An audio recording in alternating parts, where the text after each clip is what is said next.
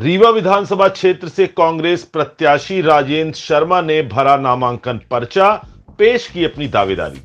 नमस्कार, बहुत बहुत स्वागत है आपका। आज रीवा विधानसभा क्षेत्र के कांग्रेस प्रत्याशी इंजीनियर राजेंद्र शर्मा ने अपना नामांकन पत्र दाखिल कर दिया है। आपको बता दें, सबसे पहले हजारों कांग्रेसी कार्यकर्ता सिरमौर चौराहा स्थित कांग्रेस कार्यालय में एकत्रित हुए, जहां से रैली के रूप में सभी कलेक्ट्रेट पहुंचे हैं, जहां नियम अनुसार कांग्रेस प्रत्याशी ने अपना नामांकन पत्र दाखिल कर दिया है। रैली में कांग्रेस प्रत्याशी के साथ महापौर अजय मिश्रा बाबा, कविता पांडे, खंडेलवाल, विमलेंद्र, प्रहलाद सिंह, मंजुलता तिवारी एवं अन्य कांग्रेस पदाधिकारी शामिल रहे। मीडिया से रूबरू होकर कांग्रेस प्रत्याशी राजेंद्र शर्मा ने भारतीय जनता पार्टी की सरकार और शिवराज सिंह चौहान पर जमकर हल्ला बोलते हुए कहा है कि यह सरकार लोकतंत्र की हत्या करने वाली सरकार है, 50% कमीशन वाली सरकार है, भ्रष्टाचारियों की सरकार है। इस बार जनता का समर्थन कांग्रेस को है और परिवर्तन अवश्यभावी है और कांग्रेस की सरकार बननी तय है। लाल लश्कर के साथ कलेक्ट्रेट पहुंचे राजेंद्र शर्मा ने मीडिया से रूबरू होकर क्या कुछ कहा है, आइए आपको दिखाते हैं।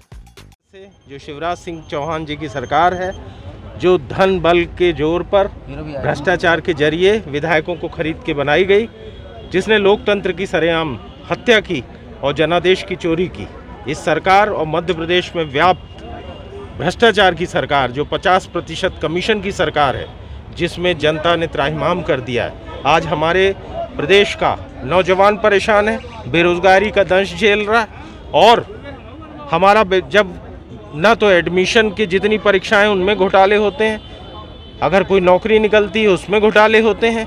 भ्रष्टाचार ने हमारे नौजवान को कुंठा के क्षेत्र में ढकेल दिया है और वो नशे की स्थिति में पहुंच रहा है। दूसरी तरफ हमारे यहाँ मध्यम वर्ग महंगाई की मार से उसकी कमर टूट चुकी है।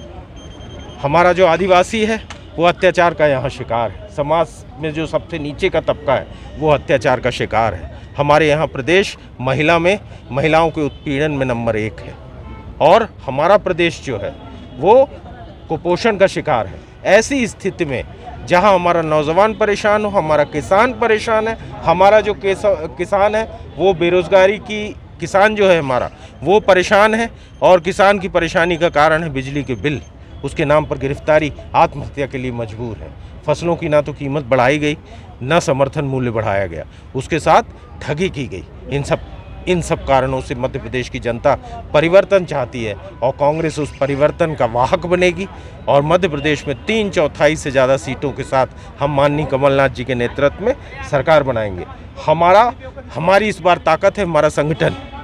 हमारी विधानसभाओं के जो प्रत्याशी हैं उनके अलग अलग नाम हैं, कहीं राजेंद्र शर्मा है, कहीं बबीता साकेत है, कहीं सुखेंद्र सिंह जी, पर हमारा एक ही चेहरा हमारे साथ है कमलनाथ जी का और एक ही निशान है हमारा पंजा।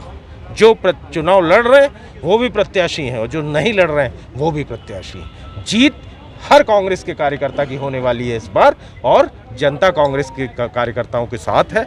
हम परिवर्तन के वाहक हैं, परिवर्तन आके रहेगा। रीवा विधानसभा को लेकर या रीवा जिले को लेकर पिछले दिनों राजेंद्र शर्मा ने यही कहा कि देश का सबसे उत्कृष्ट जिला बनाएंगे।